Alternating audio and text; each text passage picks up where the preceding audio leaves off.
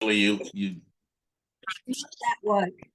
not that woke, yeah, but eventually you try to change your consciousness and change your references for yourself so much that you just reach the end of the possibilities and potentials that you've got, and you've got nowhere else to go, and you find yourself in a corner like Anna. Which is great. Isn't that right, Anna? That's right. And you know what? It's not comfortable when you get into that corner and you realize you've got nowhere else to go except up. That's where all your bullshit gets exposed. It's like all of a sudden I find myself telling myself, like, for years and years and years, I just want to remember the love of God, and I just want all this stuff that's offered to me in the course. But when you actually get to the place where you've got no choice to have anything but that, you suddenly start to look for opportunities and places where you can backpedal and wind it back a little bit, right, and adjust to it. Intensity of it there is the accumulation of all the residual potential you've got, and it pushes you to that tight little wedge, that paradox where it's either the final leap of faith or back out into the world again for another quick little look around the block, see if there's anything that you think maybe you still want, you know. So hats off to you for not adjusting. I know it's nice, but that place where you just come back to it again and again and again and again, and the world calls you back out every morning when you go to work, or your family, again and again and again. It's kind of like caught between a rock and a hard place, and you don't know what to do. It's like this, it's intolerable, right? Yeah. And you have to let it be as intolerable as it can possibly be, and sort of like, bring it on, Jesus. I'm ready. I trust you. I'm going to take this leap of faith here, and I'm going to put all my eggs in the Holy Spirit's basket, and then whatever that looks like, I'm going to go with it. And you'll be told, right? So the whole point of doing our workbook and everything towards the second half of the workbook is learning to listen, learning to tune into that higher guidance. And by the time you finish those lessons, hopefully, if you've been putting as much integrity as you can into it, you will be beginning to have these, sometimes it's just a little sense of things, or sometimes you'll hear an actual audible voice and all this sort of stuff, guidance regarding it. The thing that I know about the situation you're in is you cannot possibly be finding yourself wedged up against the paradox and what seems to be reality to you at this stage, having forgotten what reality eternal actually is. But you cannot possibly be finding yourself there unless it is the purpose of your experience on earth that's put you there, right? So just stay true to that. This is my purpose. It's going to be uncomfortable for a second. There's going to be this moment of, I don't know if you want to call it the dark night of the soul, but there's going to be this moment where you realize you can't escape anymore, where you realize you got nowhere else to go. It's God or nothing. And it's like, I don't know if you've ever been faced with a diagnosis of having a terminal disease or anything like that, and something that can't be cured, and you've got nowhere to go with it. It's the same sort of thing. There's this moment of having to actually accept it, you know, and that acceptance can take a minute. But as soon as you accept it, whoop, then the next thing can happen. And when you're right up there in the paradox, the next thing that happens is a shift in consciousness, because that's the only other, you know, there is nothing else. But whilst the mind still entertains ideas of possibilities of what it might look like on the other side, or maybe there's something in the world that I've missed, maybe I really do still want something out there, all of that stuff. Every time you come up against that paradox, every time you come up against that place where you sort of reach the end, it reinforces it in your mind. I'm here again. I'm here in this damn place again and again and again. All right, so now when am I going to push through it? When am I going to say yes to what's on I don't know how to talk about it in a better way, but I'll talk about it as if it's like what's on the other side, but what's already within me, waiting for me to remember it. You know, that's what I'm learning to say yes to. And everything that's not that yes is me trying to make an excuse for why I'm not saying yes. Right? There's nothing wrong with that, but as long as you can see that that's what you're doing in your mind, you'll be able to make better choices about it.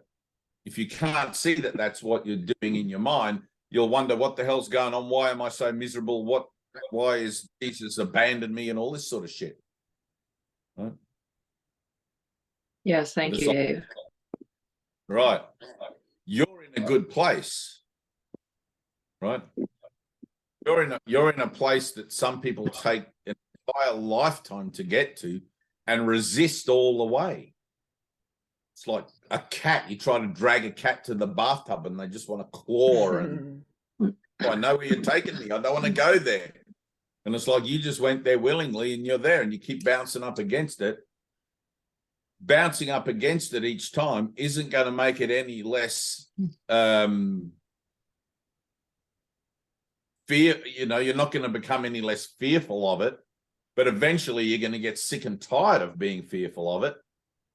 And you're going to ask for the miracle that will enable you to transcend or to transverse that conscious place where you think you are to where you actually are. It's like it's just a flick of the switch, really. But sometimes you just have to bang up against it again and again and again and again. I remember I used to open the Course in Miracles. I know I've told you guys this story before, but I used to open the Course. I would do the daily lesson and whatever, but I would just open it at random to read something out of the text. And every time I open the text, it would open at the fear of redemption. And that first line, you have to look upon your anger and realize its full extent. Every time I opened the book, I even tried specifically to open the book not at that page, and I still ended up opening it at that page. And it's like, all right, I get it, Jesus. I get it that this is what I'm meant to be looking at again and again and again. But it was like it was a period of, I don't know, it would have been probably 4 to 6 months before I finally really allowed myself to hear it, that I had to look at my anger and that I had to ask for help with that because there was no way in hell I wanted to look at it. And I knew that.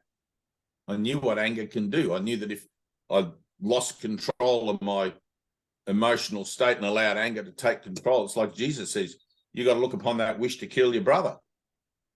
You know, now your particular thing will be the same, but in a way that you can tangibly wrap your head around it, right? It'll show up in symbols that you can understand, and it'll show up in ways that make sense to you. But that doesn't mean that you're not going to have to ask for help with it, right? Because you don't get salvation on your own terms. You have to include in the divine. You have to include in that which you cannot remember, but which you are willing to remember through faith. And it's like, thank God for that.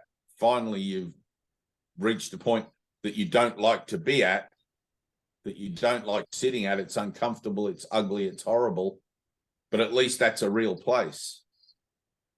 You're not faking it anymore, and you know that you can't fake it anymore. There's no point trying to pretend, I'm all good, I'm with Jesus, I'm happy. That's a lot of horse shit.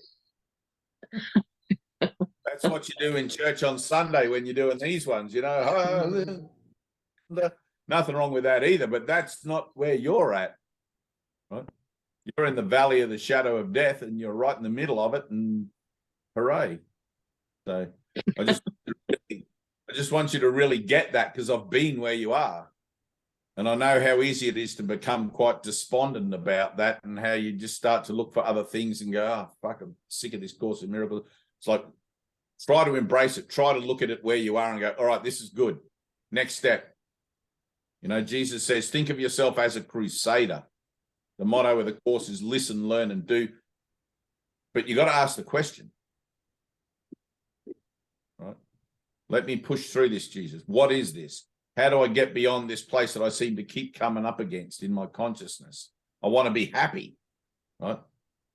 Obviously, the first admission is that I'm a liar. I don't want to be happy. I'm just right, because true happiness comes through doing God's will, right? But if there's a Ted used to talk about it, our teacher used to talk about it as there are ring past knots. So you go along this golden thread of unraveling, let's say, and you're unraveling the way you used to think, and in amongst that somehow you're picking up shreds of thinking in a new way that seems to be altruistic in fashion.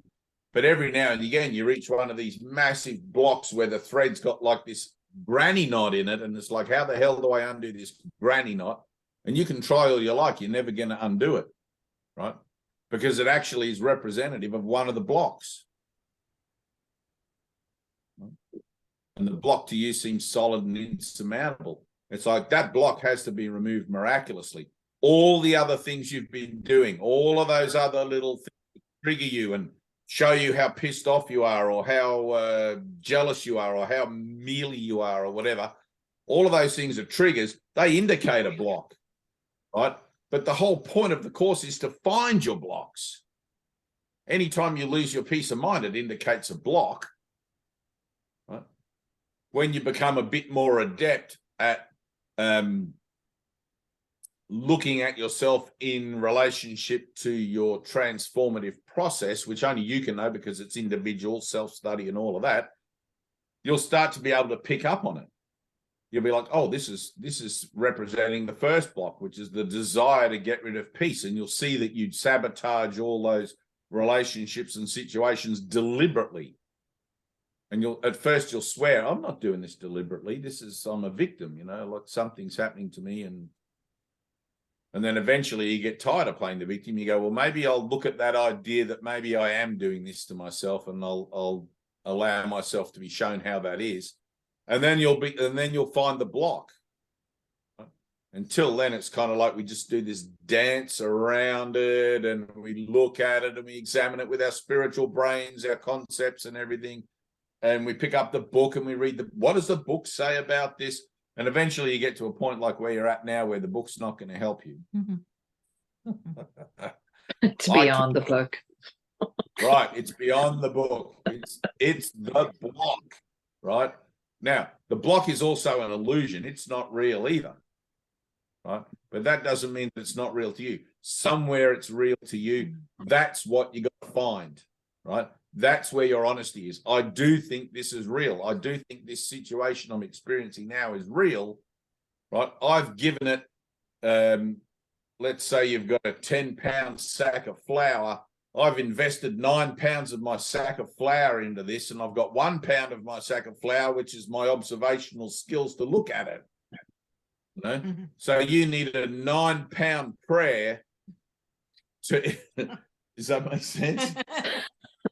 You can't pray with lip service. You got to find the integrity that's equal to your resistance to wanting to own that block.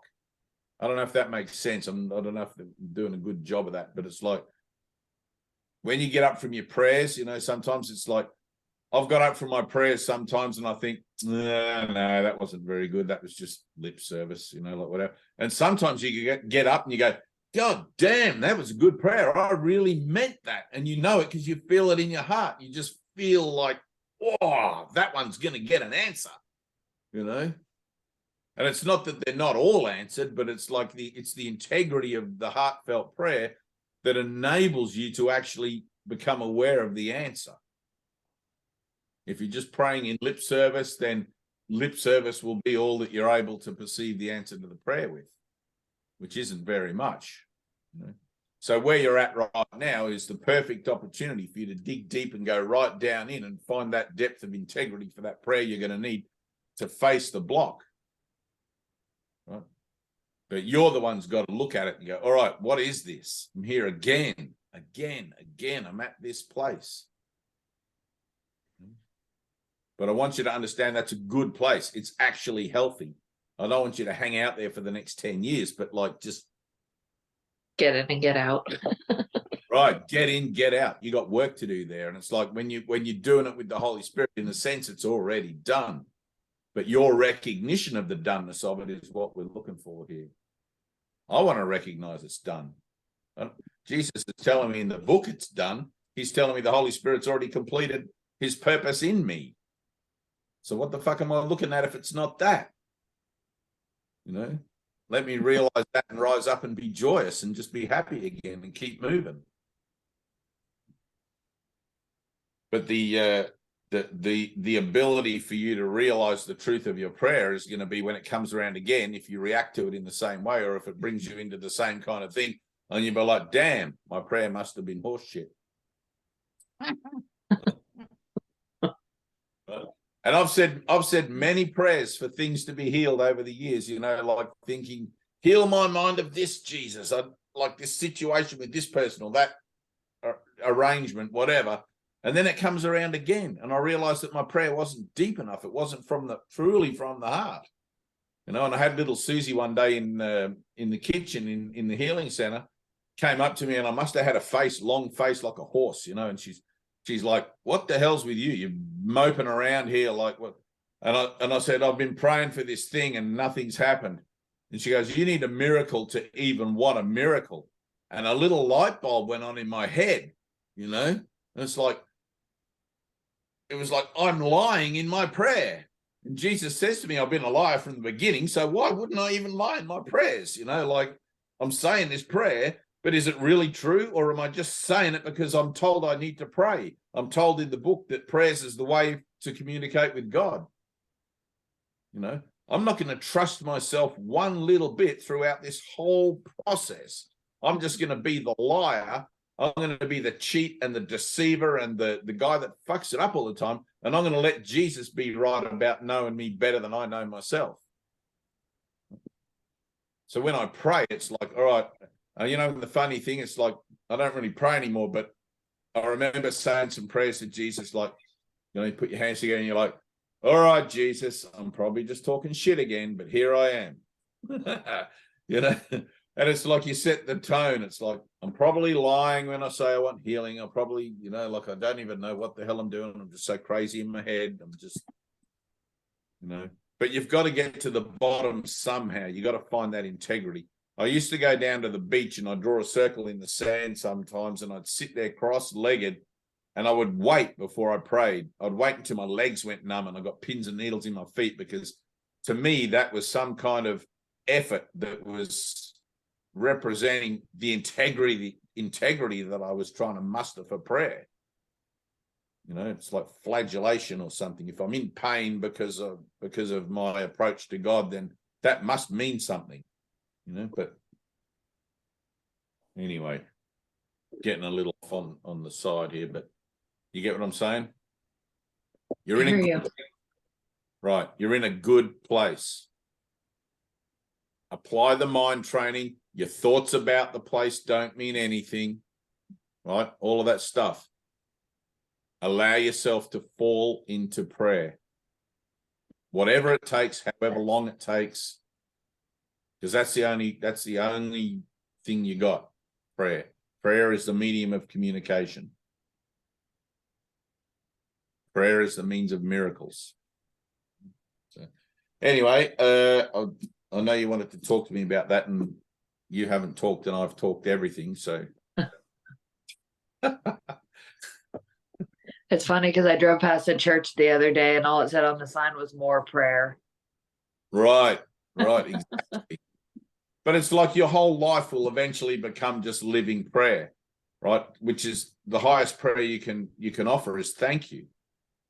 When you realize that God's will is everything, and you're finally willing to put aside what you think you want it to look like and to accept God's will, you know, it's like I always think of it like I'm driving my little spaceship through the cosmos, and I've gone off track somewhere, but there's all these beautiful planets and things for me to explore anyway. But God's telling me, no, back over here, back this way. And I'm like, really? What about this one with all the rings around it? You know, and I'm trying to find my own way home on my own terms, you know. But it's like finally you realize I can't do that because the universe doesn't have any direction. I need someone to help me. I need someone that knows how to just simply be still.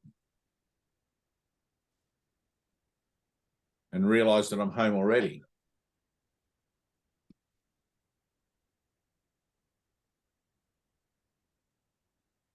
You're free, Anna.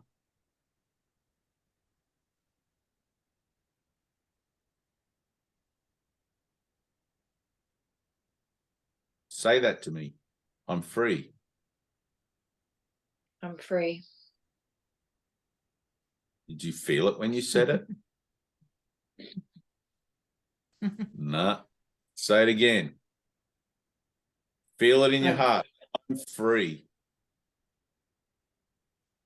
That heart is going to be so grateful.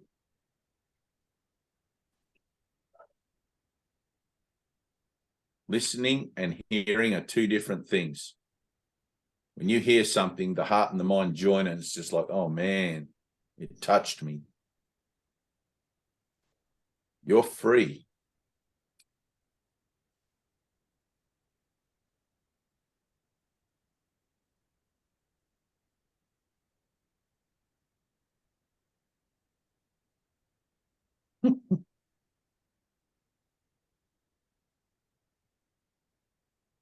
I'm free. And again.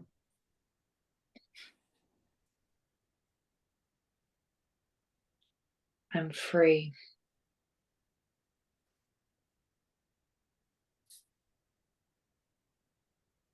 One more. There it is right there. Ah!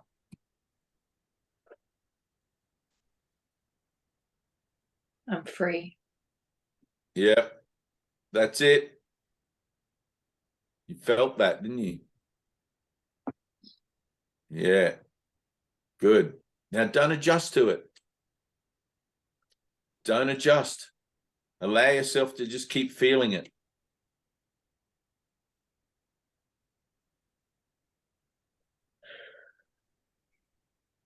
You know the passage in the Course where Jesus says that when the door to your prison cell is opened, a prisoner doesn't just get up and run out immediately. They have this kind of element of dismay where they don't really know what they're looking at with the door open in front of them. And you kind of maybe get up slowly and you make your way to the door, and you might stick your head out and have a look around, see if everybody else's doors are open or, you know, you're free.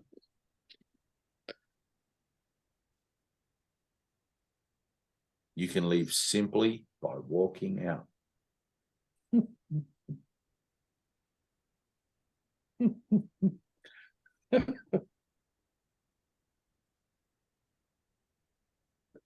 You know how easy it is to feel the love of God in you? It's that easy. You know you're feeling it right now because the love of God is everything.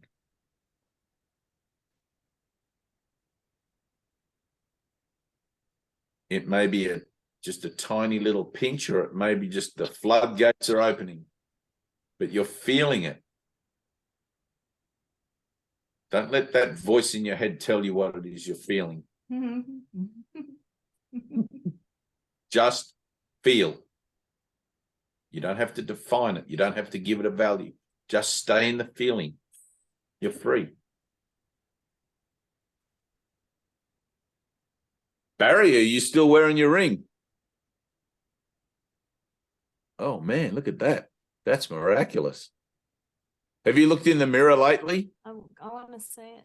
Hold your hand up again. Hi, Anyone wants to Megan. have a look? Great frog, Soho. Have you looked at yourself in the mirror lately? Your physical self, your avatar? I have once or twice. I don't make a big Right. habit of it. But You're different. Your face is different. You look younger and more Clear and open. clearer and open and everything.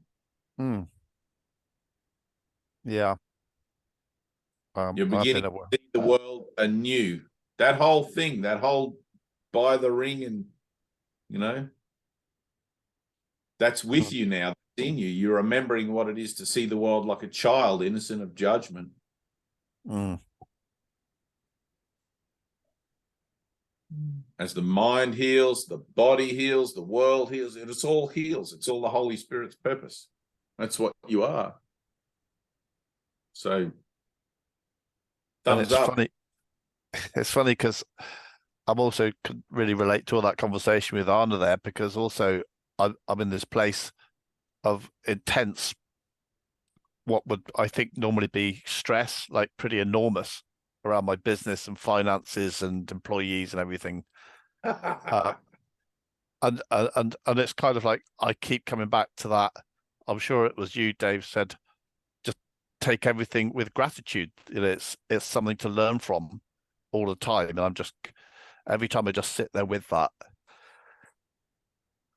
it's okay.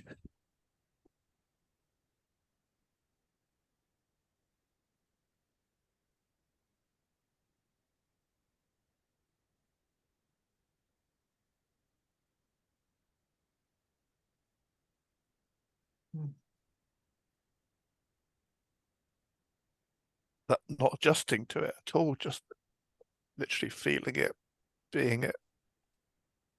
Good, thank you. It's only going on in your own head. The world I think I see around me is always going to put on its best show to convince me that I have to give it a certain value one way or the other. I have to be concerned about it because I have to fix this, because I have to act a certain way, because fuck it, you don't have to do anything. You can let it all fall in a heap. You know, it's like Tina's going to have to throw me up on my parables here, but it's like, look at the birds of the field. Your Father clothes them and feeds them. Are you not much more important than they?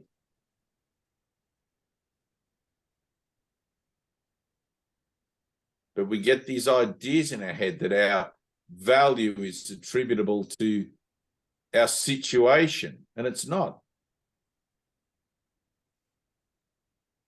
I'm not going to tell you to do anything else anymore, but I can tell you that probably the best thing to do would be just to walk out and say, fuck it. Let it all fall in a heap. You know? If it's truly that you want to follow Jesus, you know, it's like you'll be shown what to do. You'll be guided. But you've got to make that decision. This is about following Jesus. This is about saying yes to give up the world and follow me, rather than saying yes to, I need a miracle to fix my business or to fix my situation. Because it's not the situation that you're trying to fix. It's the relationship with your Father. It shows up in form in a way exactly like Anna, like you said, you can relate to it. It shows up in form in a way that you can recognize in the symbols and the shapes and the things that are familiar to you, so you can recognize when something needs to happen. And not adjusting to it is how you get to the core, is how you get to the point where the futility of your attempts to solve things on your own terms finally dawns on you, and you make a decision, I'm not going to do that anymore. I'm going to let this be miraculous. I don't care what happens in this situation, for or against. I just want it to be miraculous. I want the outcome to be peaceful. I want everything to be whatever it is. Who was the guy that had the revelation while he was at war? St. Francis. St. Francis went back to his little town and he threw all his clothes out the window and everything. He just said, no, fuck it. I'm just going to follow God. You know, and like in our modern day and age, that might seem a little bit preposterous or whatever, but it's like, compared to what? If you find that you're doing the same thing again and again, hitting your head against the same wall again and again, Jesus is only ever going to say to you, give up the world and follow me. Forgive and you will see this differently. It's got to be about the relationship you have with your Father.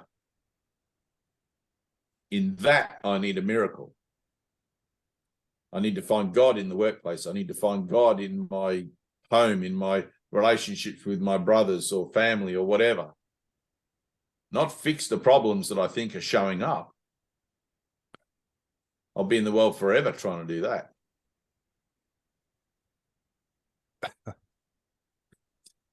Yeah. All of I these mean, things. that's why I'm here this morning, really, because I like in my head was I should be at work. I should be doing something Right. about these issues. Just look but at that ring for a minute. You'll be. Yeah. Look at your ring. What did you do? You made a decision. You said yes to something that you had no clue about. And the result was something beautiful. Not the ring. The ring's just a reminder of the beautiful thing that happened. Yeah. It's exactly the same thing. I'm saying yes to God. God says, go to the pub and have a beer with me. And you're like, that doesn't sound very godly. What about if I go to the church and we sit and pray together? It's like, no. Just remember, Jesus went into the pubs and the clubs and he talked to the prostitutes and he just went amongst the common people. He just everyday life. And that's where your salvation shows up, in the path of everyday life. You're the same as Anna. You're right in the thick of it.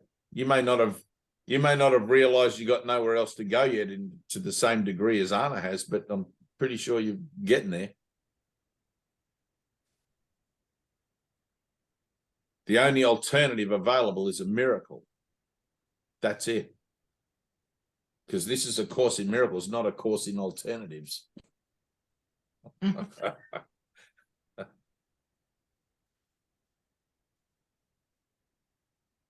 Breathe. It's okay to feel, Barry. You're amongst good company. It's okay to get in touch with your deepest, darkest pain, suffering, death, and fear and doubt and all of that stuff. Because that's what we're doing. This is a journey into fear and not away from it.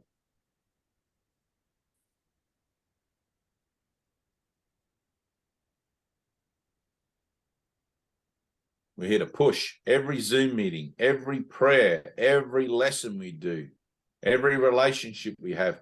We're here to push the envelope just that bit more.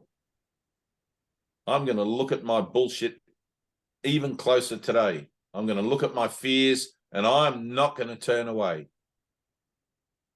I'm going to feel it. I'm going to own it. I'm going to just let it cover me in fucking horse shit, whatever the hell. You know, sometimes it's horrific. But I'm not going to turn away.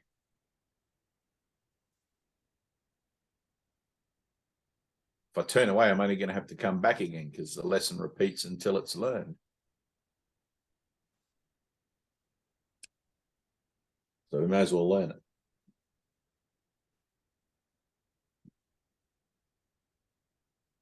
Can't help but thinking Angela's sitting in one of those boats. I wish. You see how easily the mind is convinced of things it thinks it sees? It's like, I keep looking there and there's water.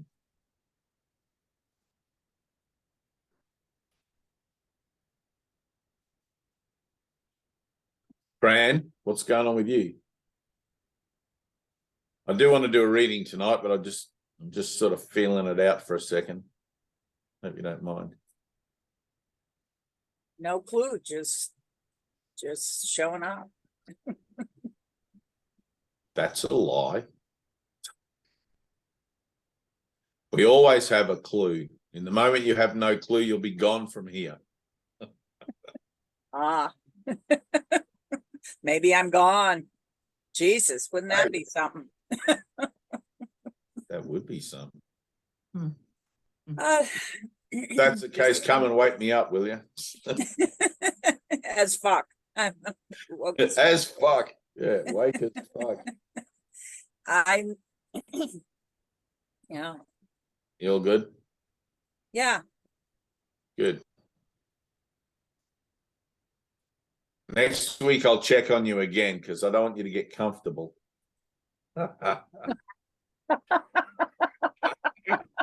Remember, no comfort zones allowed.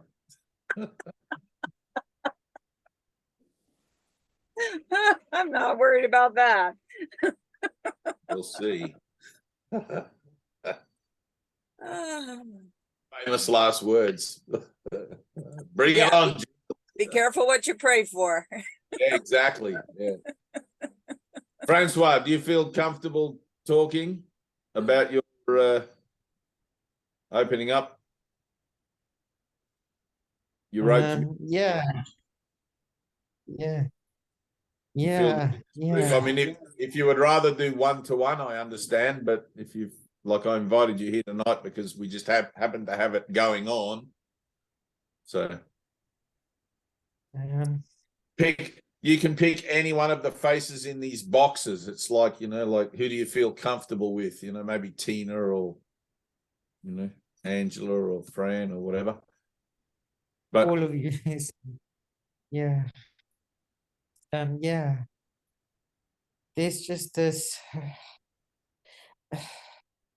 The biggest thing for me at this moment is special relationships, and I can see my mind keep on going back and back to special people. It's like a possession almost. And it's almost like I can feel if I can really forgive it, and I've been praying of handing it over, but the more the more I try to forgive, the more the symbols of the person's name comes up. Yeah, it's just I have this.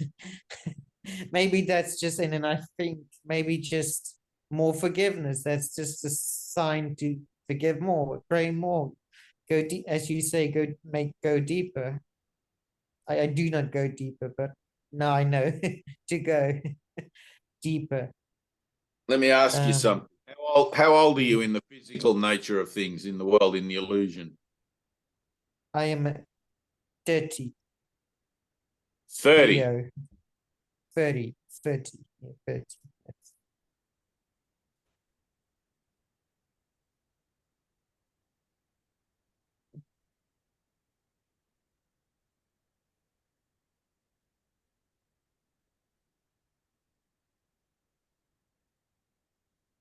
So Jesus had his Christ year at 33. Or we call it the Christ year at 33, the year he ascended in his physical presence. Finished his ministry and everything. Symbolically, that's for him anyway, the end of his atonement and the beginning of his acceptance of being head of the atonement, but the finish of his individual ministry, right, on earth.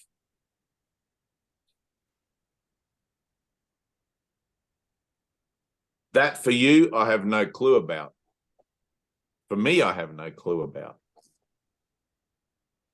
If you've read a lot of books about a lot of the Eastern masters and things like that, some of them actually do have a clue about it, and they can tell you when they're going to lay aside their body, and down to the day, the time, and the minute, pretty much.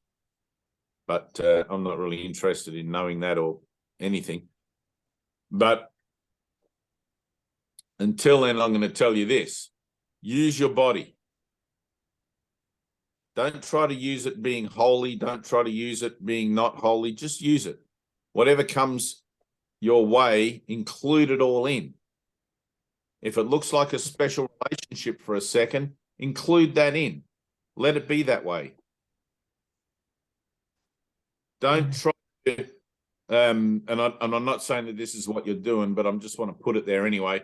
Don't try to defend yourself with spiritual principles and concepts from entering into a situation that more than likely has more to offer than just the relinquishment of the relationship itself in the special way. Yeah. All right. Yeah. One of the one of the best opportunities for change that you'll come across or have is to find yourself in a committed relationship with somebody and to get to know that person and to be with that person. And of course, at first, there's always going to be that little honeymoon period where everything's good. But then you're looking for the bit where the honeymoon period wears off, right? Where you start to get on each other's nerves, because that's going to go off and on and off and on throughout the relationship. And the relationship long term is going to be more valuable to you than if you just tried to heal yourself of the idea of its specialness from the outset, because you don't really know what degree of specialness it contains. That idea of specialness is just a concept in your head that you tell yourself because you've read about it in the course. Oh, special relationship's bad. Universal relationship's good. I need to pray more. And that may be the case. Maybe you do need to pray more. But it's like, be open to everything, include everything in. It's like that old saying, it's like God puts people in my path for a reason. You know, there's people that I'm meant to meet for a reason. And if I don't defend myself, then the relationship that evolves through that meeting can look like anything. Physical, intimate, superficial, casual, whatever. There's not really a way to define relationships, but you get a general sense of it. You know? So if I look at the idea that all my relationships are already healed through the Holy Spirit, then what I encounter in my physical experience is simply part and parcel of how it was that those relationships were healed in me, which is offering me an opportunity to be miracle-minded to see it that way. Because what I'm looking at is already in the past. It's already done. And I'm looking at the part that I played with my new technology, my new Christ-mindedness, to be able to see that it's done and to be able to see the doneness reflected there so that I can see the Christ in that brother. Doesn't mean that I don't have anything to do with their body. Of course I do. We sit at the same table and have dinner. We sleep in the same bed. We go shopping together. We drive around in the car together, have kids together, do all sorts of stuff together. But it's the idea of specialness is more that I think my brother is that body, rather than recognizing that brother is someone on the journey with me who's come here at my request to help me share the journey, to help me understand myself as we go along. You know, let it be totally special. Here's a relationship that's totally special. God's going to give me one person that's totally special to me at the exclusion of all others, that's going to show me everything I need to know about myself on my path. Now, don't decide what that ought to look like. It might last for a month, a year, 10 years, 20 years, lifetime, maybe just a casual smile in the coffee shop. It's still part of a relationship and it's totally special. Right? Yeah. All of your concerns about the relationship as being something that might somehow perhaps be a detriment to your salvation are going to fall away, because your purpose is to learn to see that relationship through higher vision, through higher eyes, through choosing again about it, not through abandoning it or running away from it or asking for the healing of it so you don't have to go through it. It's more than likely you're going to have to go through it. Absolutely every single one of us on this page sitting in this meeting has been in relationships that have pushed our buttons and pulled us every which way but loose. And every one of those, whether we do it at the time or not, every one of those was actually an opportunity to be grateful. To look in the mirror of our self-reflection and see what it is in the other person that we're blaming and projecting onto them that we don't want to look at in ourselves. You know? Yeah. So take a load off. You know, take a load off, relax, enjoy the special relationship. You've already done it. enjoy the shit out of it. Yeah, I love everything you just said, but I just want to place this one person, and he's married, and the guilt, you know, I mean, it's going on for 9 years, every day thinking of this man, and he's Right. married, happy with children, and I feel so Right. guilty. Good. Not good that you feel guilty, but good that you recognize you feel guilty. Horrible. It is And horrible. I just wish, All right, ready? You feel guilty, but you want to feel guilty. yeah, You want to feel guilty, Francois. yeah, I realize, yeah. No, you don't. Ready? I- Listen, you feel guilty because you want to feel guilty. It's your tool against God. It's what you think you threaten God's omnipotence with, your guilt. If you suffer, God can't be omnipotent because God is unconditional, and therefore you've broken the laws of unconditional love and you've manifested something that has no reality in truth. It's not true. You're completely insane, and you convince yourself that you're rationalized in your beliefs about it by being guilty about it, as if you can somehow validate it yourself. You can't. After 9 years, I would have thought that would be apparent. Yeah, and it's not going, it's just, it Right, wants me. because you haven't, it won't go until you realize that you want it. Okay, got to I get admit it. No, you don't. You don't get it. You're just sitting there saying, I get it because I'm telling you something. But you don't actually get it. In the moment you get it, you'll be like, holy crap, it's gone. Because there's nothing preventing you from experiencing freedom and liberation and perfect peace of mind other than that you don't want to. Yeah, It's that's the what I whole get. condition, whole human condition. Right. I don't want to experience God's love. I want to feel guilt, and I'm going to project onto this person some idea of what I think they are to me in order to maintain the guilt. Yeah, that's exactly what I thought. I'm Yeah, gonna- I'm using the And then I'm going to obliterate it from my mind that that's what I'm doing. yeah. Oh my God. Right. I get it. I want the guilt. It's not Right. about the person. It's me being No, that's right. It's about the feeling guilt. guilty. Guilt Yeah. gives you a power God doesn't have, or you think it does. Yeah. Yeah. It's I just yeah, all oh in my your God. imagination. Ah. It's just that it feels like my eyes it's just open. Yeah, this is not about the person, it's just I want to feel guilty. And yeah. And Right. I'm 9 years of guilt. It's not 9 years of Right. thinking of him. It's 9 years of Ready? being guilt. Now, look at Anna down here. Look at Anna in her little box on the Zoom room. Ready? Anna, reach Yeah. out and open the door for him. Open that door. Ready? Francois, look, the door's open. You're free. You've been doing this to yourself.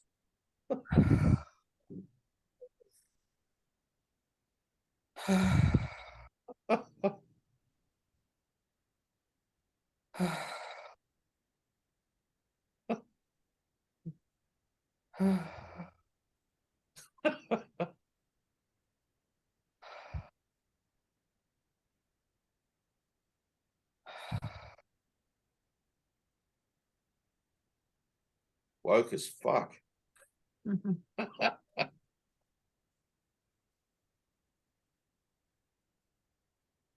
Good. There it is. There it is. Let that happen. Don't adjust. Don't put your hand on your face. Let it happen. Go on. Let that out. It's worth of shit in there you're waiting to let out. Let it out. We're not judging you.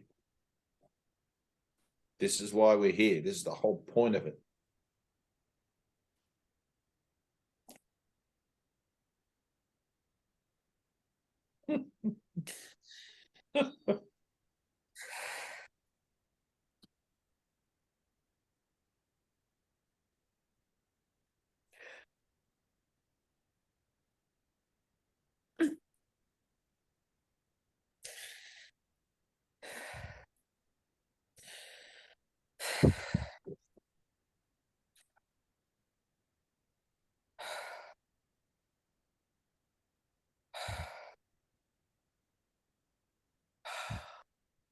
That's okay. Let it happen. Getting hot in here, isn't it?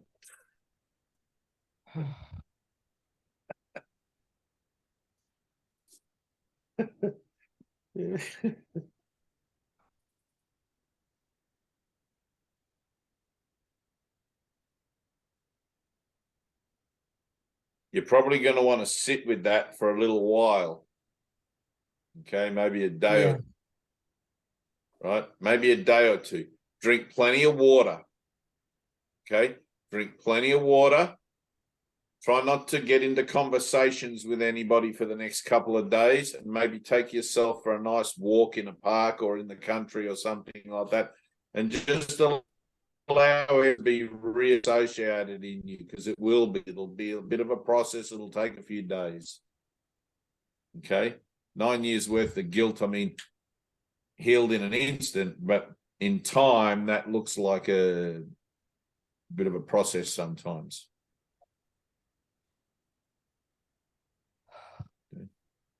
You're free. I'm free. I'm free. I'm free. Right. My head is just feeling Yep. very lightheaded. Yep. Yep.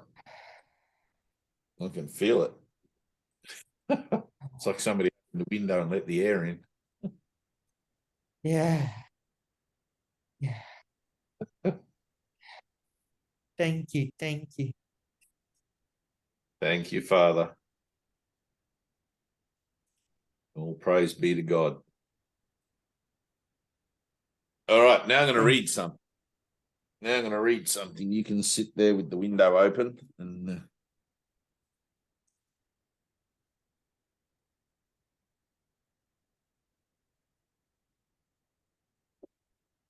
find it in here.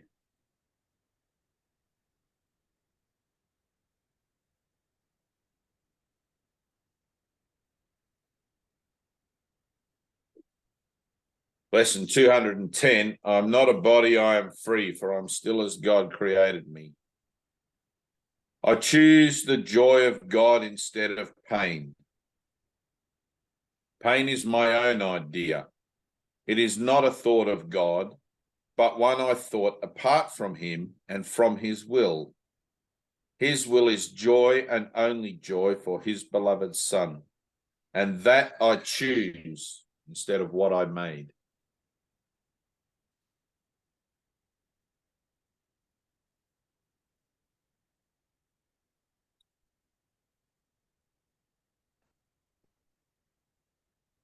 Lesson 190. Barry, close your eyes and listen. Fran, close your eyes and feel. I choose the joy of God instead of pain. Pain is a wrong perspective. When it is experienced in any form, it is a proof of self-deception. It is not a fact at all.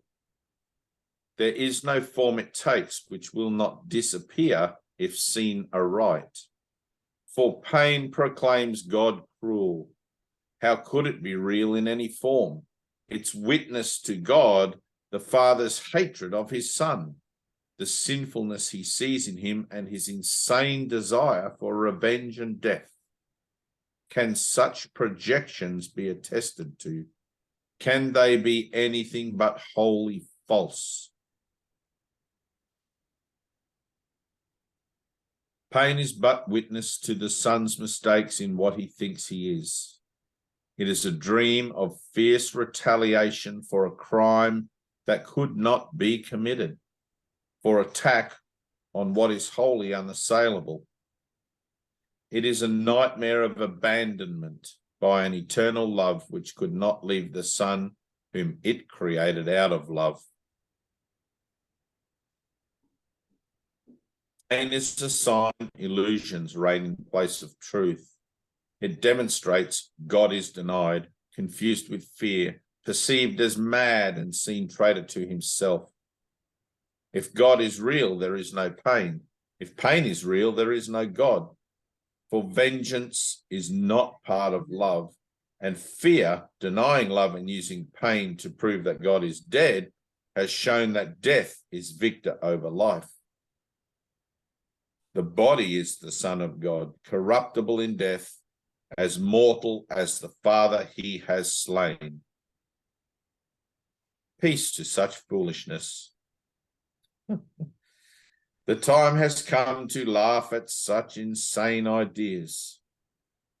There is no need to think of them as savage crimes or secret sins with weighty consequence. Who but a madman could conceive of them as cause of anything? Their witness, pain, is mad as they, and no more to be feared than the insane illusions which it shields and tries to demonstrate must still be true.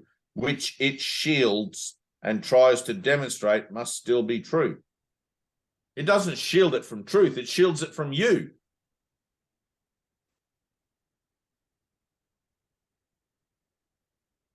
Try to understand that. What you think seems to be going on out here and that you give value to isn't what's actually going on. It's going on in the mind that thinks these things that are happening out here, and it shields it from itself that that's the case. And it'll use all sorts of deceptions and all sorts of trickery to keep that shield in place. Guilt is one of them. The only thing that's going on is a relationship with God. That's it. I'm in a divine romance.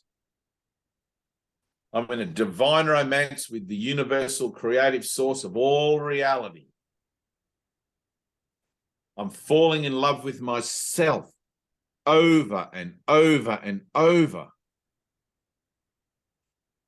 And everyone and everything that seems to be out there presenting opportunities to feel a certain way or think a certain way are part of that romance. But they're not the romance itself. They're the symbols that represent it. The romance is happening in my heart. The romance is happening in my heart when I use the power of my mind and the passion of my heart together to make a decision for the truth of me, which is eternal. And not this body, not this form, not this shape, this corruptible thing that seems to walk around and talk and say things and have ideas. But just the pureness of love. I'm in a relationship with love itself. Love created me like itself, as itself.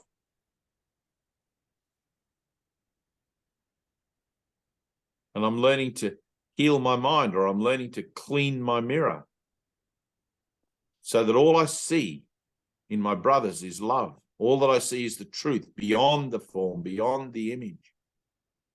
And helping me, you helping me and me helping you to remember that. It's a collaborative thing. We come together for that purpose, teachers and learners both.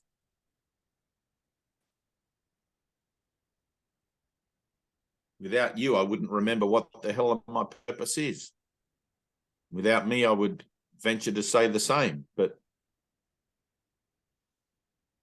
we're here. We've made it. We're at the end of time together right now. This is it. We're done. We've said yes to the Holy Spirit, yes to Jesus, and now we're just simply living in the remembrance of our yes and allowing that to be the case no matter what shows up.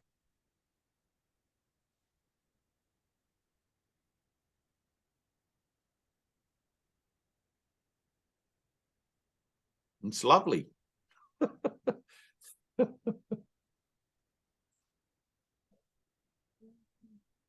Divine romance.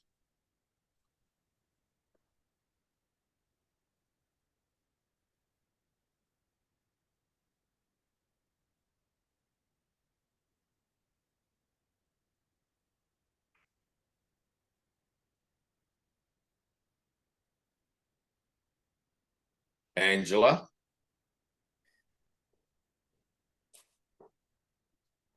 Hi, What's Dave. going on? You have something going on there or what? Well, I don't really know. It's just Love since your that accent. big shift, it's just strange, I suppose. No 2 days are the same. Everything can be so peaceful and just so peaceful, and then you can sort of, it's like a little wave starting, but you know there's a big wave behind it, and you're just ready to try and dodge it, but then you think, can't dodge it, got to just do what you've got to do. Yeah, just going along with it. I think I've given up fighting it now. I just know I want to feel it. I want to feel it. I want to go in and I want to feel it, but I don't know if that's a too much of a want. I don't know if that makes any sense. To want what you have already isn't really a want. It's just of an accepting of it, right? It's an ongoing acceptance of the fact that you not only do you already have it, but that you actually are feeling it. You wouldn't even be sitting in this Zoom room if you weren't feeling it. There's something going on that you're tangibly connecting with, even on a very superficial or conceptual level. You know, when you have a shift, you connect with it on a much more profound level because you can't explain the shift in your own terms. It's like, how did that happen? I don't know. It was a miracle, right? If you try not to examine the shift, you'll actually feel the subtle energy of it. You'll actually feel there's like a kind of a little tweak, a little, I don't know how to talk about this part of it. Like there's it's like birds, you know, when there's a storm coming, birds all know, they just up and fly away. They feel it. They just get a sense. They just sort of, they go off to safety somewhere, right? That's the same in you, right? Now, the idea of your relationship with the earth is the same as your relationship with God, right? So body to earth is the same as father to son, right? You're including it all in as a symbiotic kind of nurturing, loving, I don't even know the words like that, but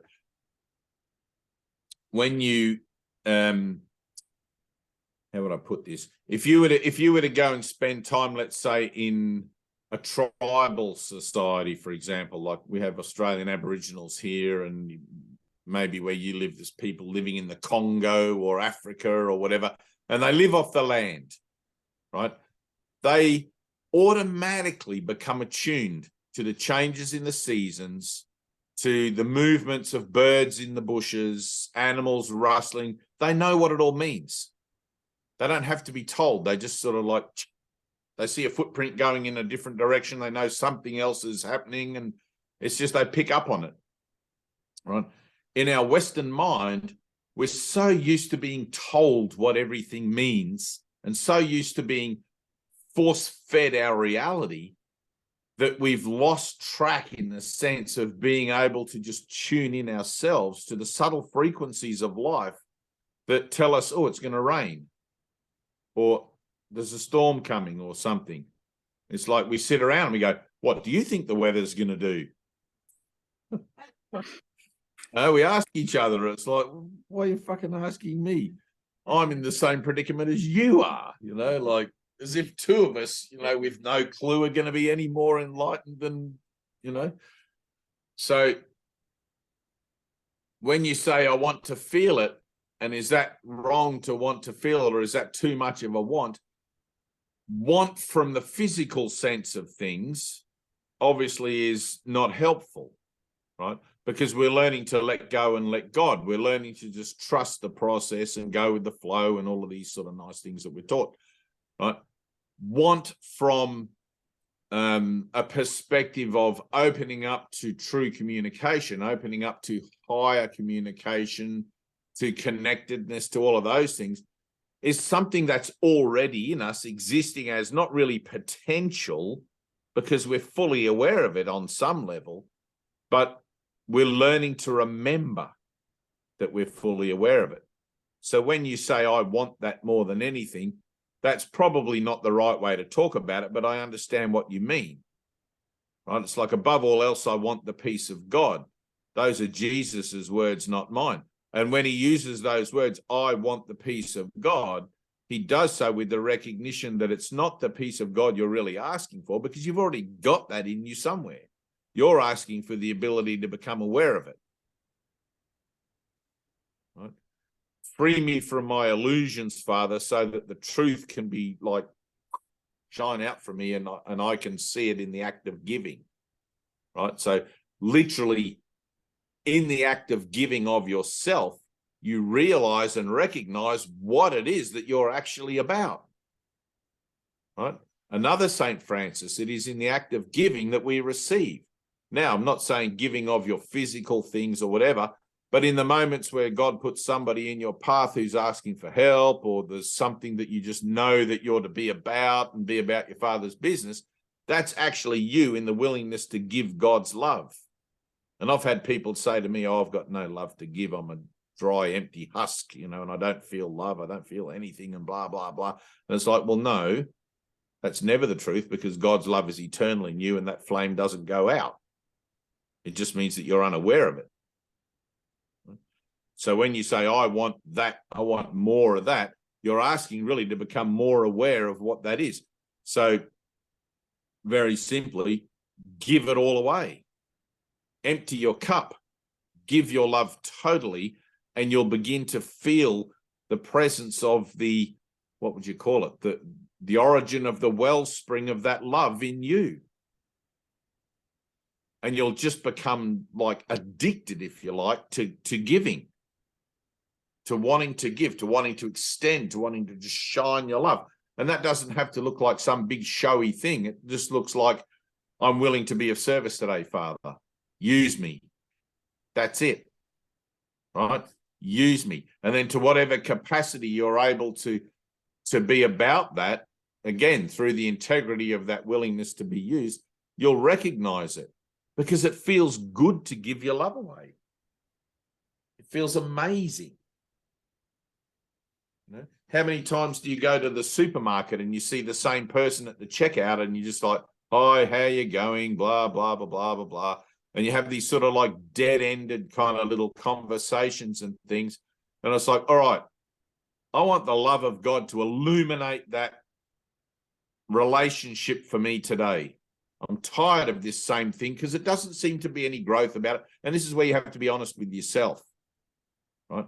I'm not saying like go down there and analyze and judge every relationship you find yourself in, but there's going to be some things to you that you're like, well, if I'm honest, I would like more love in that relationship. If I'm honest, I would like to see that more bountiful, more,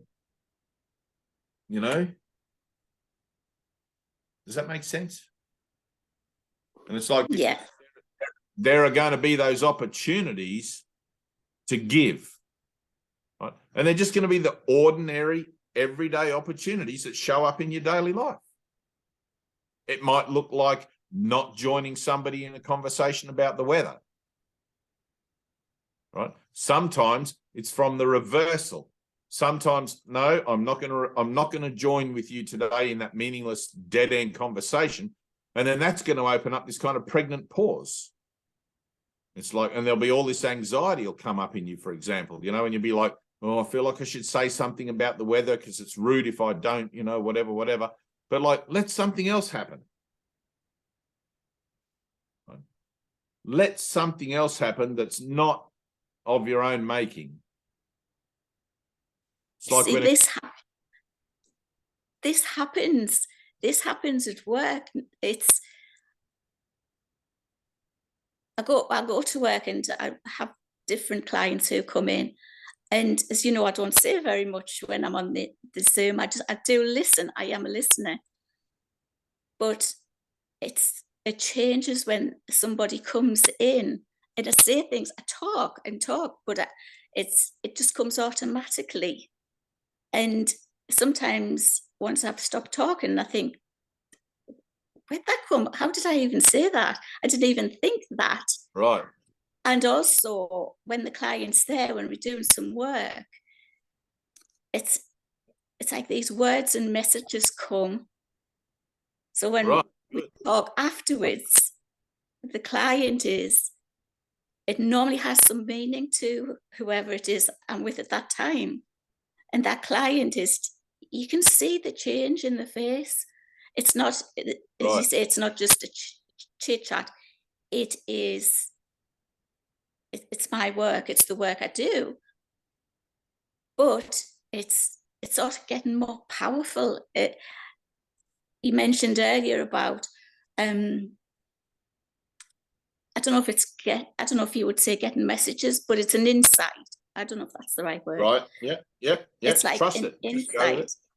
And sometimes if it's a new client, before the client comes in, I'm knowing what they're coming in for, whether it's they feel it's a physical thing within the body that they can't get rid of, but it's not actually a physical thing, it's an emotional thing that's been there.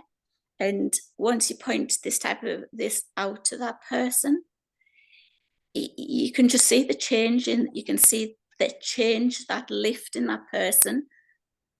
But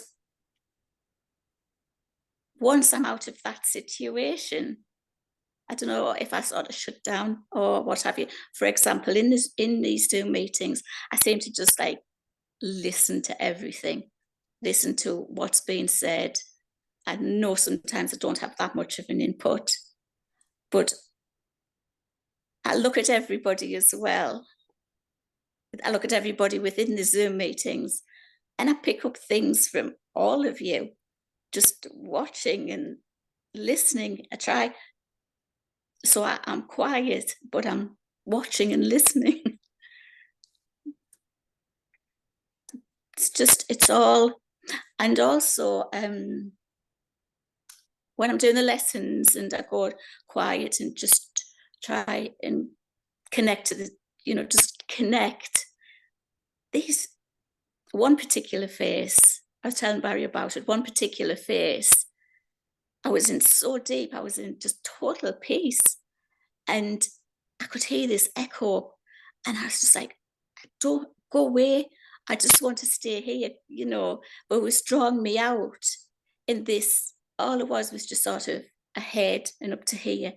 And it was coming further and further toward me. And it was a man, but he was a coloured man.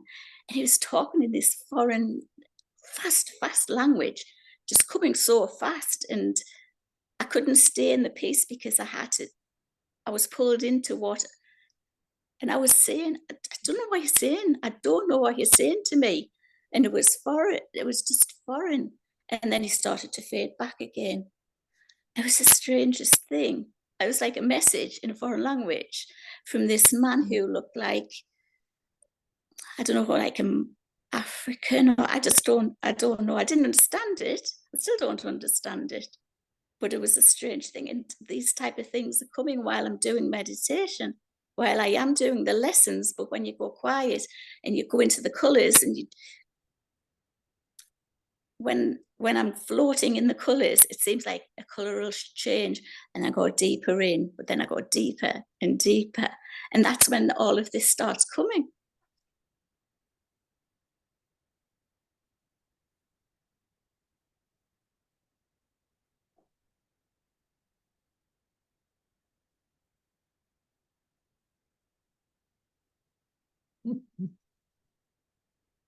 Good.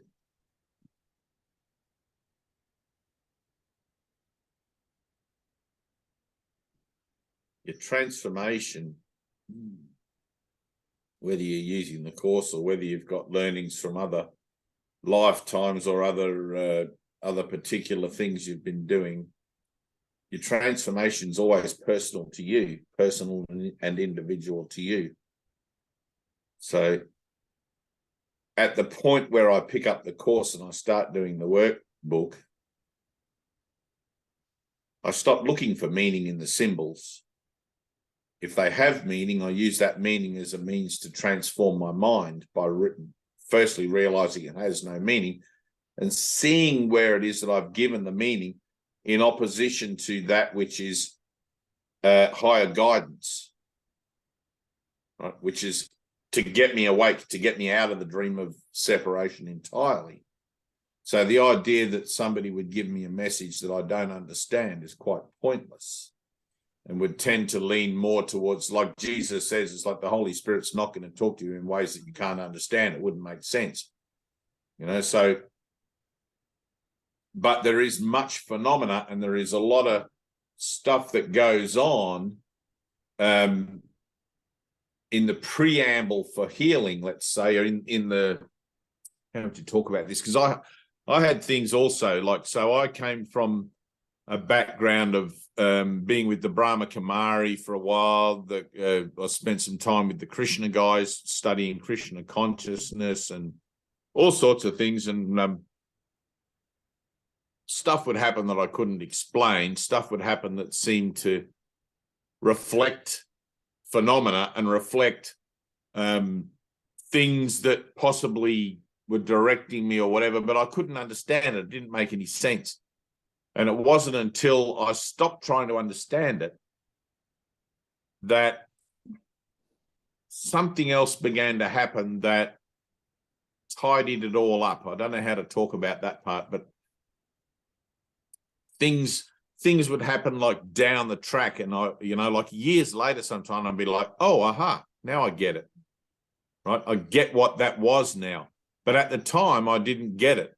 At the time, right, so and partially because all time's happening all at once, but at the time I didn't get it because other things hadn't yet occurred in me, even though I was practicing meditation and stuff, but other things hadn't yet occurred in me that would give that some sort of credibility as far as being discernible as a direction. Right, so I would have all this stuff. And I had a friend of mine in Brisbane who taught himself, he went to a few yoga classes. I don't know what he did, but he went to a few yoga classes thinking that that was something spiritual that he would be about. And they did a little meditative thing at the end, which is pretty cool. And he took that further in his own mind. He just caught on to something with it. And then he ended up having an experience of seeing the world as just shimmering gold. All the trees were gold, the lakes, the mountains, his body, everything was just shimmering gold. And it screwed with him so much that he hadn't slept. When I met up with him, he hadn't slept for almost 6 months. And his eyes were just like red, deep sockets, and his eyeballs were like hanging out like that. And his wife actually was the one who contacted me because she was so concerned about his condition and family and kids that he had and everything. And I introduced him to A Course in Miracles, but there's a lot of stuff that goes on. So when you, Angela, when you sit with things, and I'm not saying this is how it is, I'm just giving you my take on it. When you sit with things and stuff happens, and when you have insights and things like that, it doesn't happen for no reason, but the reason that it happens for you may not be aware of it yet. Right? Ted used to say something along the lines of, there's an orchestration in your own process that has to occur first before all the pieces can fall into place. It's like a sequencing, you know. And so I used to have incredibly bright insights about people. I would sit in a cafe and I'd look at people and I would swear black and blue to myself that I could go over to them and go, you're a bricklayer, you're a chef, you're this, you've got 2 kids, you drive a blue car, and all this stuff. And I would think to myself, I wonder why I feel so certain that I know that about these people, right? And it's because part of the awakening, part of opening up to true communication seems to be this period that almost everybody goes through of a kind of a clairvoyancy, right? Yeah. And because we are all connected, we already have the script for everything that's to be in us in a cellular level. When we begin to take notice of universal themes and things like that, we start to activate our relationship with that script, and stuff seems to pop in and out, and we're like, woo, look at this, look at that. And we start to have these realizations and stuff. It's like before my awakening, I could have probably sat down without any formal training and had a really good discussion with Sigmund Freud or any of those sort of guys, you know, and I don't know how I would have known the things that I knew about how mind works. I just sort of knew, and I knew that sometimes I was off the mark. It was like I would have to explore things. But then after my awakening, I had these same sorts of experiences would happen, but I could hold a sequence of thoughts for about a minute. Right now I have one thought and it just comes and goes, and then like, give me 10 seconds. I couldn't tell you what the thought I had 10 seconds ago was. But like after my awakening, I could hold it like a minute's worth of thoughts, one after the other, as if I had a photographic memory, and tell you every single thing exactly that I was thinking, including the thought about all those thoughts, you know. Stuff happens, right? That clairvoyancy happens. And the direction you get with it, or the direction that I would offer you to look at it through, is this.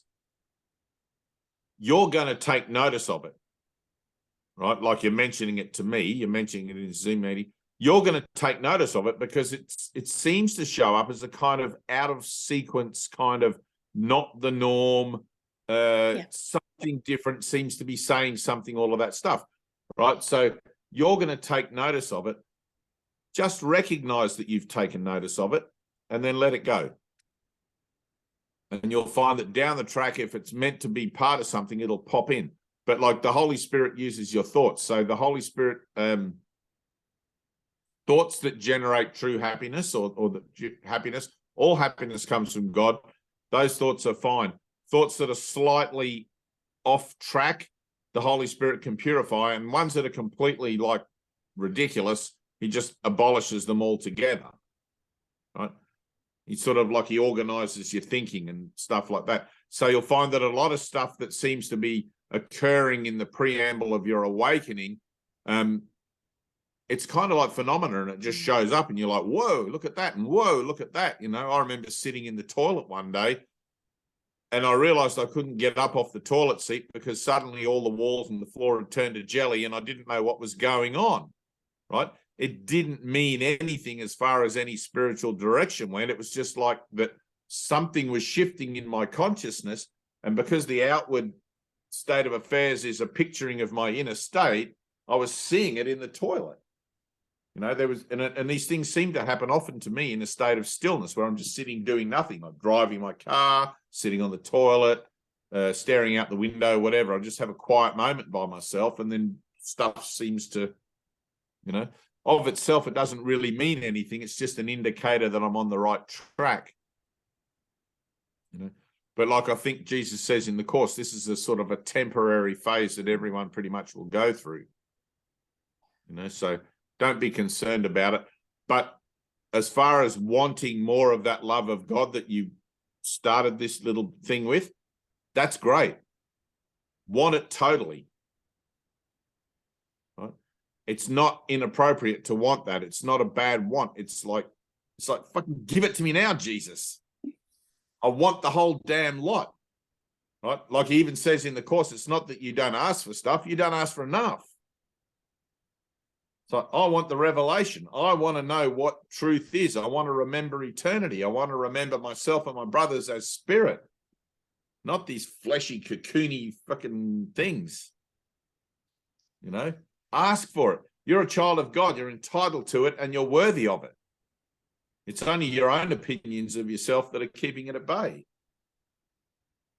And therein lies the A Course in Miracles, the reason for our path of healing. Okay. Jennifer, you good?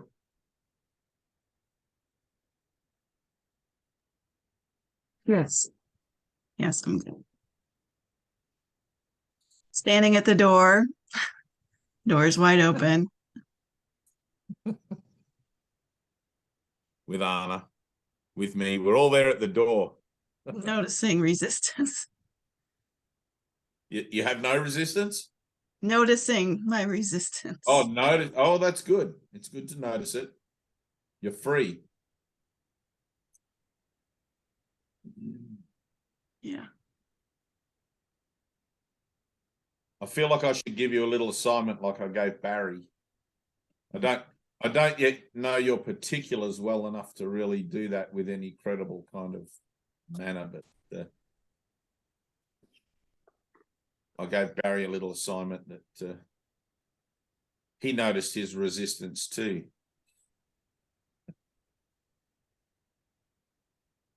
And pushed through to the other side of it.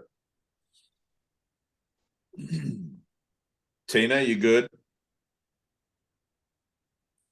I know that's a rhetorical question for you.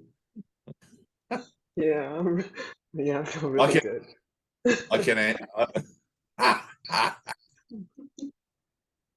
I can just ask you that question and answer it myself. I don't really need your answer. Yes. You know I love you. You know I love you. I know you know that I love you. I do.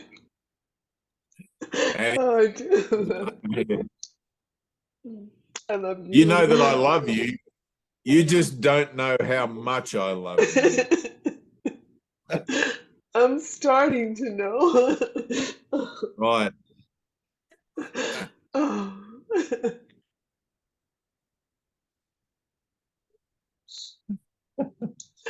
Oh, how much I love you. Oh, that's what I'm really starting to feel. Good. Should we smoke a cigarette? Oh man, that would be amazing. That's been a long time. I've never had one of those Hollywood scenes, you know, like those Hollywood movies where the two people fall in love and you see them go into the bedroom and the next thing they're smoking a exactly cigarette. like. I know, and when you're little, you're like, what between when they went into there? It's like, that's the mystery. That's the miracle. I don't know how you get from not knowing what's going to happen to realizing, reminiscing about it. and then you're basking in the afterglow. Yeah, they just had the moment and then they're like, right, reminiscing together about what just occurred. But the moment is implicit in the cigarette, so it's just like, and that's kind of like what we do. Right. Yeah. If I didn't have the cigarette, I wouldn't be able to validate the moment I had because the cigarette, like, yeah, it's something that I wouldn't know whether I got it right or not. The cigarette tells me that everything's fine. We can share that cigarette and never talk to each other again after. And that's the best part. Luckily, our love doesn't depend on symbols like that or qualifying it or anything else. It's just, oh man, it's a warmth. It's a beautiful warmth, welcoming, and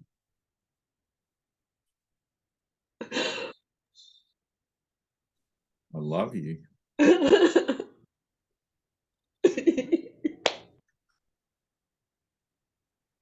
Oh. I love you. And you and you and you and you and you and you. It's nice, isn't it? You see the casting. Oh my God, it's so good. Like, you guys have stuck by me through all of this shit. And we at the end of time wearing a different face, and we have a different body, but it's just us. And then we all just like come together. Oh wow. Have you seen that movie with Jet Li, The One? Or One? What's it? Is it One or The One? Is that the one with Aaliyah? Don't know. I don't know who that is. We did the whole Aaliyah thing. I have the T-shirt. No, I think that was Romeo something. I don't remember that. But Jet Li is I think he's a time traveler or something. And you know the idea of the multiverse. So there's a version of you in every kind of universe. Are you going, Angela? Were you waving? Oh, okay. Give your love away. You got to give it away to see it. You got to give it away to feel it. So The One, it's called The One. Jet Li, it's called The One. And he realizes that he exists in every version of reality, in every multiverse. So he decides to go into every multiverse and kill off the other version of himself so that the energy that they all contain becomes one energy, and he becomes the one living embodiment of all of his separated selves.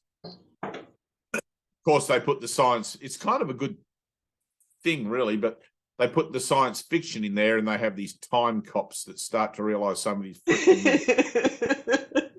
flow, you know, and they try to stop him. But if he becomes too powerful, they can't stop him. He's the one, you know. And it's like, that's kind of what we're doing. You know, we're collapsing across all the span of ourselves in all of these different images of ourselves, realizing that I'm one with what I see. I'm accepting atonement. I'm one with Jennifer and Fran and Anna and Barry and you and me, and we're all the one entity, the one being, the one creative expression of love. Yeah. And in that there's no specialness, there's nothing, there's no guilt. Where's Francois gone? Oh, he's there. So but you know, it's lovely, and I love you. I love you, Barry.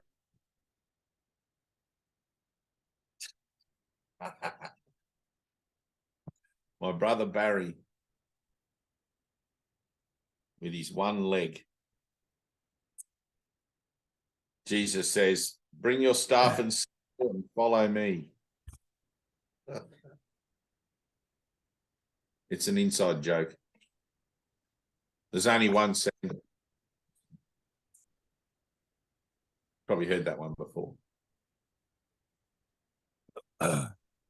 My wife sent me a message last night. She was just saying how's things, and I said, well, it's been another bloody horrible day work-wise, but otherwise, you know, I'm fine, I'm alive. And she just replied saying, have faith, brother, which was at the end of that message she sent me last year, Dave. Nice. See, the Christ talks to you through everybody. Yeah. Barry, what time is it of the day there? It's 10:38 in the morning. In the morning, good. Is it raining outside? No, it's quite pleasant. Good. So after our Zoom meeting, make yourself a cup of tea or coffee, go out into your garden and sit there looking at that view. Remember that photo you sent me of the view out over the hills and all of that sort of thing? Yeah. Sit there and do your lesson for the day. Whatever it is. If you've got, are you still doing the workbook lessons? I'm not doing them this year. I did them solid last year. So this year I've been more. Fair enough. No, that's fair enough. Yeah, dipping in and out, and I do a bit with Angela as well during the week as well. I've been talking with Angela, so I'm kind of doing it that way, if you know what I mean. Okay, so go and sit out there looking at the view and do lesson 121. Okay. Okay, cup of tea, and then spend a few moments just silent, breathing, letting all that stuff go, letting all that energy go about everything you think's going on. Have faith, brother, and all of that included, until you reach a place where there's nothing.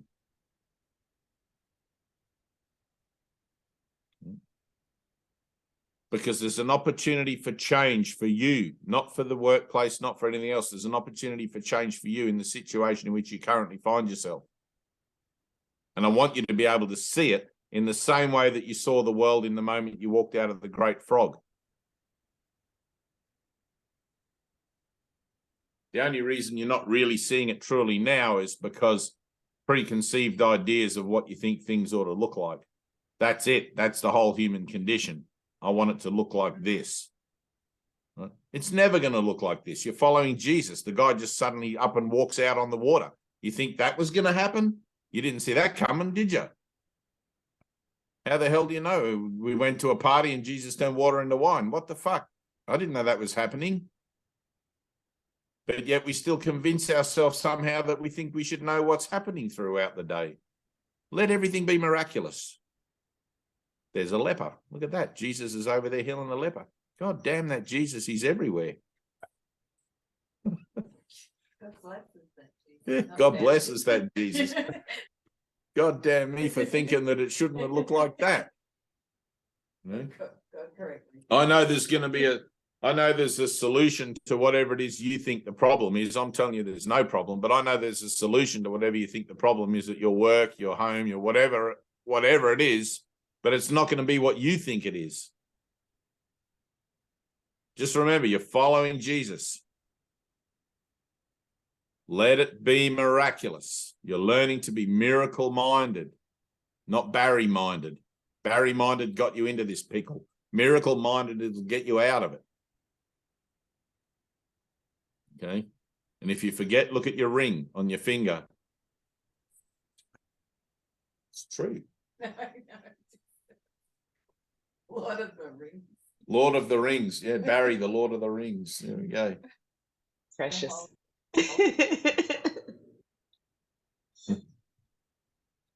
Cup of tea, lesson 121. All right, anything else? Anyone? Just touching base. I think you guys are all good. Jen, there's nothing to worry about. Look at your resistance. That's where it is. That's where it happens, in the resistance. Don't be afraid of it. It can't hurt you. It's just energy. You guys try to think of all that stuff as just energy. Resistance is, I call it resistance, but what is it really? It's fear. It's just an energy. It's just something that's I've given a meaning to that seems to be between me and the love of God. But if the love of God is everything, how can there possibly be anything between it, between me and it? Impossible. I'm doing this to myself. I must be crazy. I must be off my head. I must be a Fruit Loop. Look, my face is going white and then red and white and red. I don't know why that's happening. Nope. Best light ever. Good. No, I don't know what. It's not my light. Can't do it on demand. All right, I love you guys. Barry, 121. Anna, everything's fine. Trust the process. Stay where you're at. Push the limit. If you need to, draw a circle. Annie's coming back. She's sensing the end is near. She wants to be part of the celebration. The end is near. The end is nigh. That's Pop your bottles. Let's pop a bottle. Show up, you get the same pay. Yeah, you get the same pay. The workers in the vineyard. We should have got the end is nigh. And then like the laughing face, you know, the emoji. Same pay. You get the same pay. $1 bill, yo. Holla. You know, Trinity has not got out of her 2-pack stuff since that she opened that box. She's been 2-packing all day, every day. That's what's up.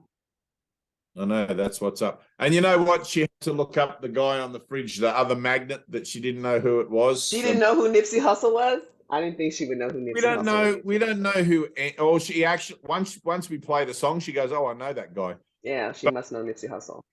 Like you guys She's have now all these Tupac level.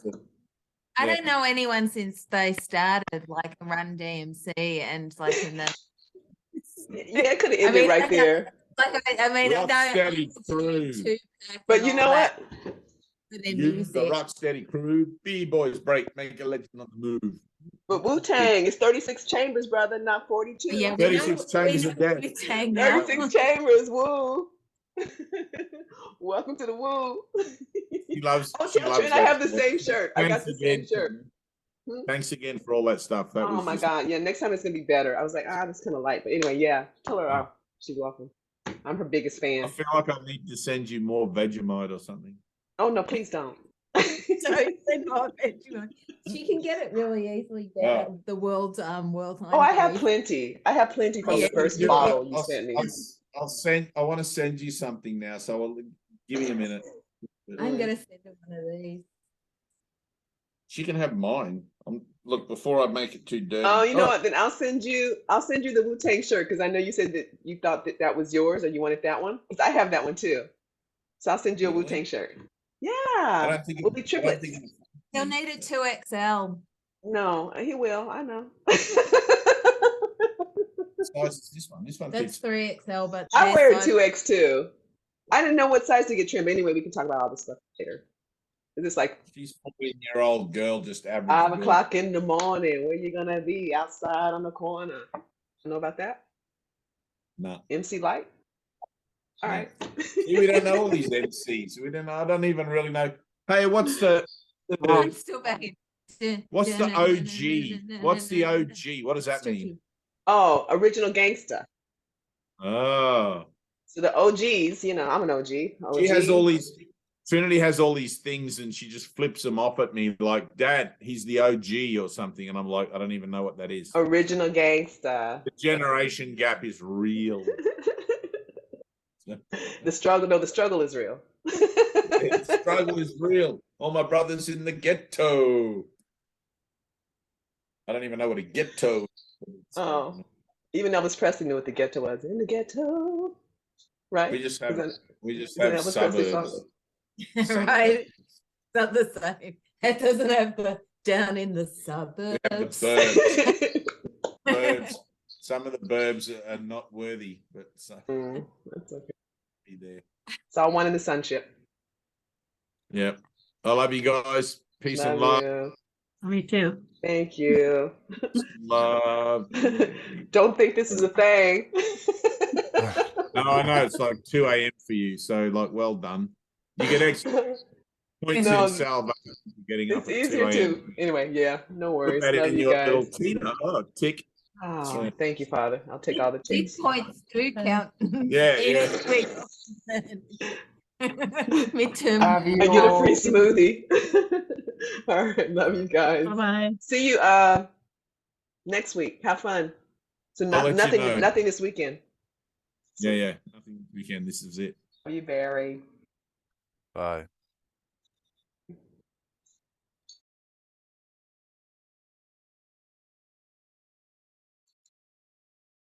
My Francois, I love you.